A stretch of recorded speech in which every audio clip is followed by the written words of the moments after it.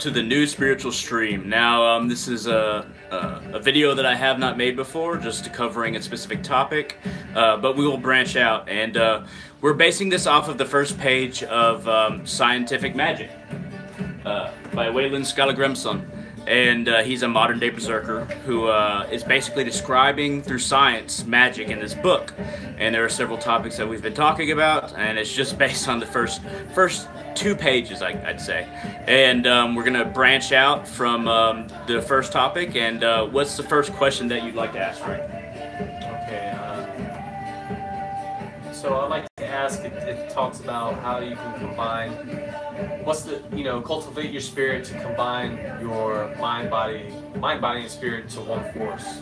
Okay. So how do you do that? Okay. So first of all, I'd like to say that I've been drinking a little bit, so there will be, errors in speech and a little bit errors in information. But that being said, I'll go ahead and continue.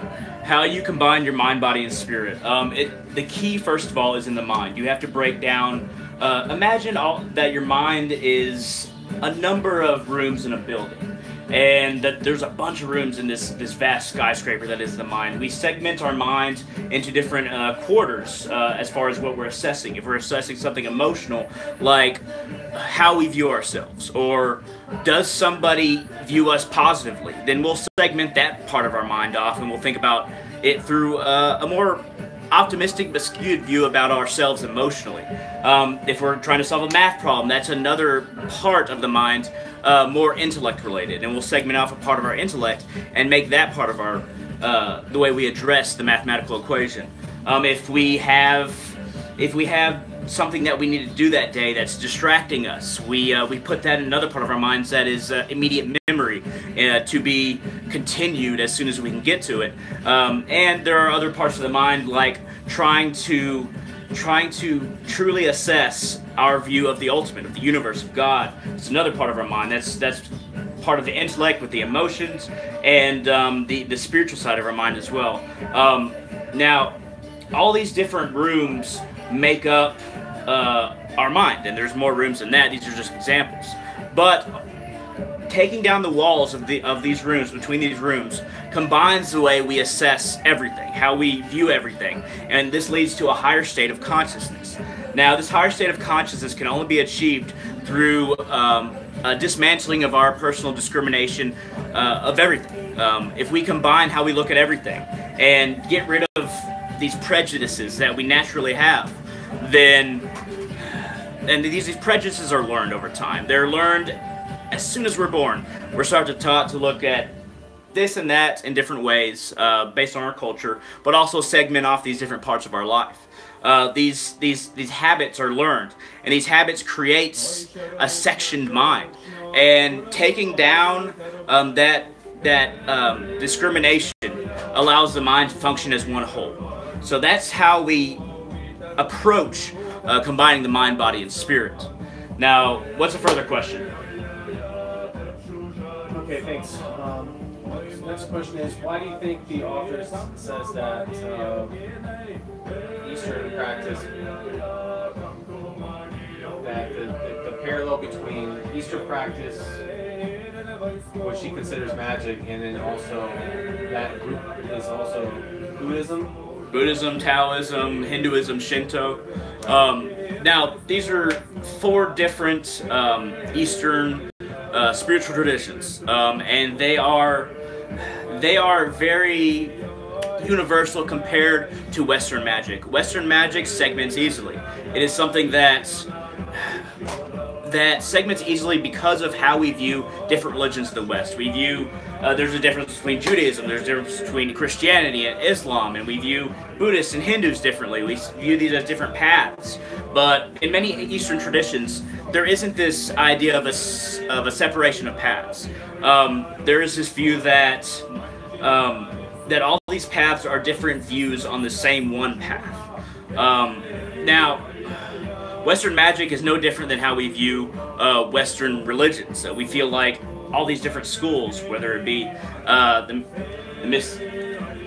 Golden Dawn, or how we view Aleister Crowley's works, which is also Golden Dawn, how we view different practices in Hermetic orders, how we view different pagan schools of thought, whether it be Wicca, whether it be Asatru, whether it be shamanism, but in the northern sense. Different schools of magic feel very different from us because we're used to this segmented way in Western society. And in the Eastern societies, it's less so. I mean, that still exists among a lot of people, but these paths are more easily unified in the Eastern traditions. Another magical path in Western magic is of the Necronomicon. And of course the worship of the elder gods and the worship of the ancient ones, and there's a big split in this one theology, kind of like in Christianity where it's the separation between God and Satan, but it's easily segmented in the West, and that's basically what I wanted to say about that. But go ahead, ask another. Okay, so it says that it's interesting. It brings up a division between. It says that basically these practices, a lot of people have a misunderstanding of the actual practices, and you think that these practices have been In East or West? well. He mentions that it's these Eastern practices. He compares it to our culture. Okay. And Wayland Skellagrimson doesn't mention Shinto or Taoism in what he's talking about, but he does mention that there is that segmentation. Now, there are still different schools of thought, even just in Buddhism and in Hinduism, but these schools of thought are more focused on the individual achieving enlightenment, in Buddhism especially, but in Hinduism it is about the personal relationship with God. It's not about falling into order. And interesting enough, in Taoism it is about falling into a united order. In Shintoism it's about being one with your ancestral gods. Everybody might have slightly different ancestral gods. But kind of restate the question, I guess. We'll go from... Can we show them the board? I mean, I'd have to move. You have to move the board? We'd have to move the board. You can pick it up if you want. You want to pick it up? No. I guess I could, right? Try it. If you want to. I mean, what do you want to ask off of it, though? I just wanted to show the board. Just a clip of the board. Okay. You want to show the board? If you want to, you can take it off. Turn the camera. Can you turn the camera? I'll have to put it back, but yeah. Yeah, just show a clip of the board. So I guess our next question, we should probably explore why this has been, why there's such a division, and these practices are, I guess, the enemy of these practices. The enemy is always ignorance. In all of these practices, there's an idea of, I guess you could say, a negative force. For most of these practices, ignorant people is the negative force, or illusion itself is a negative force. Now, when illusion itself is a negative force, it's always our personal relationship to illusion, how illusion affects us, like Mara in Hinduism, or Maya in Hinduism, and Mara in Buddhism. But it's always a personal understanding and relationship to illusion. That's the true enemy. It's not an enemy that's necessarily external, but it's an enemy that is within. Because God is within, in essence, in Hinduism, as far as my understanding, because I'm Hindu. And so is the illusion. The illusion also is within. So we have to make these decisions and progressions inward. It's not about falling into line as much in Buddhism and Hinduism compared to other traditions in the West and religions in the Middle East, as far as my opinion on it. But that's just my personal take. But I mean, what else did you want to talk about? So why do you think he says that the parallel between magic and Buddhism is not perfect? Why? I mean, how come he didn't say maybe a parallel between? Well, I mean, magic. First of all, magic is the electricity, and religion is kind of the power lines.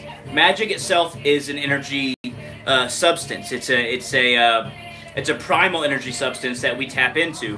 How we direct it is through either religions or certain spiritual practices. And the more segmented we get in dividing our practices from the source of the energy and the energy itself, the further away we get from tapping into that magical energy. Now, that magical energy can be tapped into a number of ways, and really the more we focus on a single way we can tap into it, the more limiting the amount of like electricity we can get, for instance, through power lines.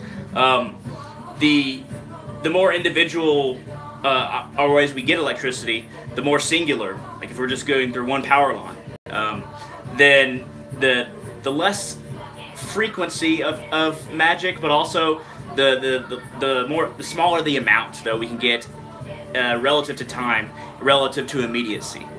But go ahead. Okay. So I just wonder, what do you think is so special about Buddhism? I mean, well, like he talks about Buddhism in the beginning, but we should probably move on to like other spiritual traditions. Well, what about the other parallels? What do you mean? Between religions? Well, Hinduism, Buddhism, Taoism, Christianity, Islam, Judaism, all of these are frameworks. They're frameworks for the transference of what many people call magic. Not everybody calls that spiritual energy magic. Most people think of just the source, God, or just gods, or spirits. But magic is the energy itself, and not everybody recognizes the energy itself. Most major religions, except for Hinduism and Buddhism, just think of the source and don't really talk about how to gain that tap into the primordial energy that is magic, by my understanding, or spiritual energy, or prana, however you want to say it. But is there another question that you want to ask on one of the first topics I think we talked about on that board? Yeah, no, I mean, it's interesting. So if we go out to the top left square,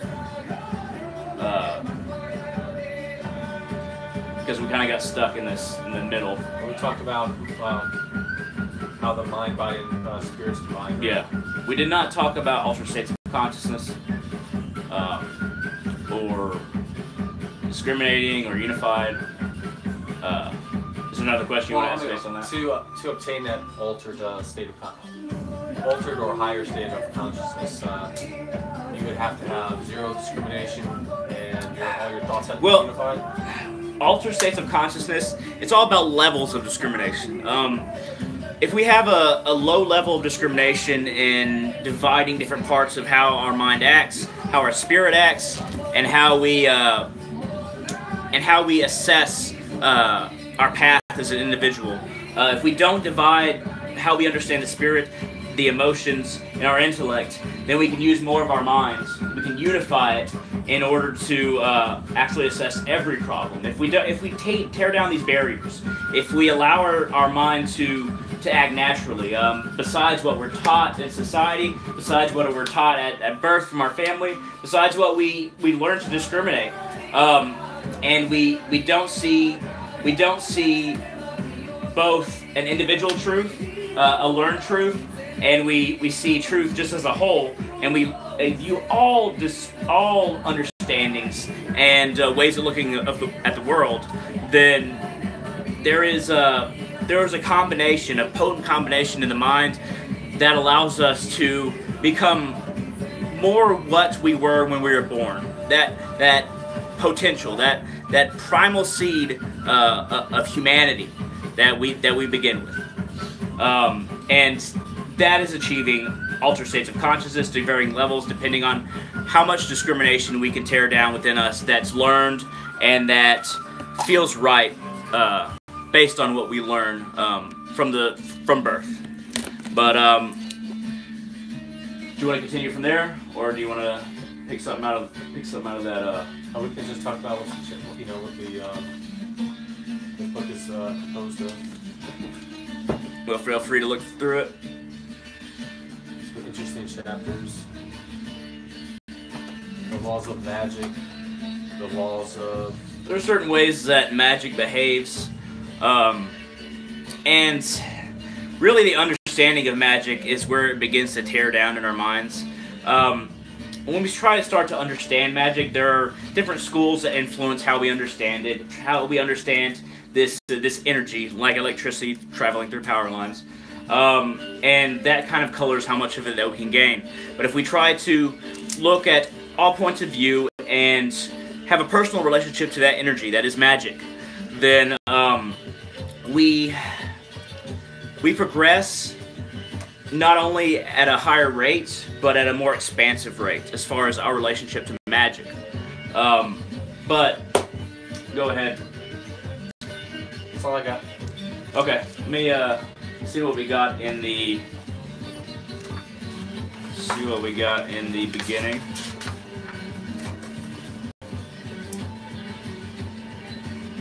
Now, of course, there's the ancient Greek elemental system.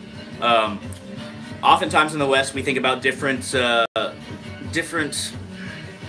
elements as being different energy sources. That as the five elements being completely separate: air, water, fire, space, and how do I say this? Spirit. The spirit is another element, and we like to think that these are different elements. And in the Greek system, they are very much divided, especially in relation to alchemy. The Greek system has a lot of alchemical history, as it is one of the sources of Western magical thought, and we tend to divide the elements in Greek systems. But in truth, all the elements are just different aspects of each other. Now, if we're gonna go to, and you can ask any questions that you want based off of what I'm saying. Now, runes and tarot, systems of divination. Systems of divination are as numerous as there are cultures. Everybody has tried to tap into magic as an energy source in order to find out what will happen to them and what will happen to their society and what the future holds as a whole. I mean, usually in the past it has been for individuals, tribes, or society as a whole. Diviners are very valued in every culture. But there is always the similarity of diviners are able to tear down these barriers like we've talked about, and able to tap into the source. I practice runes and tarot, and I've delved into, reading shells, and even reading leaves and sticks in the past. I have to say that I have a preference for the runes. I have a preference for that system of divination. Now, the runes in and of themselves aren't divination, but they can be used for that. The runes are actually primordial spirits that make up the fabric of reality, that are from the very beginning, they're basically the building blocks of like I said, reality itself, the fabric. But these primordial spirits can be tapped into by divination with the runes, with a symbol for each of the main ones, and based on how they fall. And it might seem like luck, but nothing is really luck if you know all the components. Then you have an understanding of your relationship, or whatever your divining's relationship, to the runes. But okay, we can continue on to, let's see. And now a lot of these are my own understandings based on what's in this book, but I'll go ahead and go to advanced ritual techniques. When you're combining, and he's talked about this in another book, Wayland Skallagrimsson. This is the book Scientific Magic, but advanced spiritual techniques are things that put incredible stress on the body, or put incredible stress or focus on the mind. And usually, focus is achieved through a stress on what we think is true. When we slowly tear apart the fabric of belief that we build up over time, then we achieve an altered state of consciousness, a higher state of consciousness. But achieving that state of consciousness does require a certain dismantling of what makes us feel safe, those boundaries. And sometimes it's just physical stress, but a lot of the time it is that mental stress. And I'm going to go ahead and end with, let's see what we got here. The law of balance. Now, I'm just reading off the beginning of this, but I'm using this book as a template for what I want to talk about. The law of balance. My understanding of balance is that anything that is taken has to be allotted for. If you're not going to use the energy that you take, the magic that you take, the you could call it prana as well if you're talking very specifically. If you're not going to use that to give back to the universe, then there's going to be a lot taken from you, either later on or through a different way. But there has to be balance. You can't just take a whole bunch from the universe and expect to just keep it, expect to just use it, and use it eternally, just forever. There has to be something that you lose. Now, you can either choose to go the right-hand spiritual path, like I try to follow most of the time, and choose to live in harmony with everything else, or you can try to gather as much selfishly for your own sake. And that never really ends well, because there's always much taken from your soul status or the energy that you have later on, the magic that you have later on. You can use it for a time, but there's going to be a big repercussion.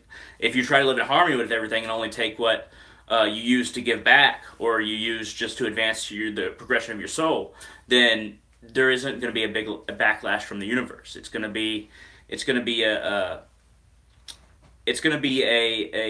life that isn't filled with loss, especially loss of material. You're more likely to lose material things if you focus on them, because you'll gain far fewer other things if you focus on like specific material that you want, whether it be sex, whether it be money, whether it be just lavish lifestyle. If you focus on these things, you might get them. The universe will give you them, but you won't get a progression along the path. You won't get anything else. You won't get family, friends, as far as good relationships with them.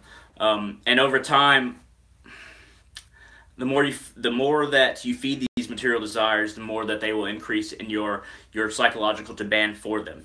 And then eventually your life becomes just focused on these 1, 2, or 3 things, and your path becomes very singular and very just absent. It isolates your ego, and your ego is basically surrounded by this wall of material that divides you from the universe because you're not giving back. But anyway, I'm going to go ahead and end the video there. I thank you very much for watching. I really enjoyed talking on this video about these subjects. And the book that I started out with is Scientific Magic by Wayland Skala-Grimson.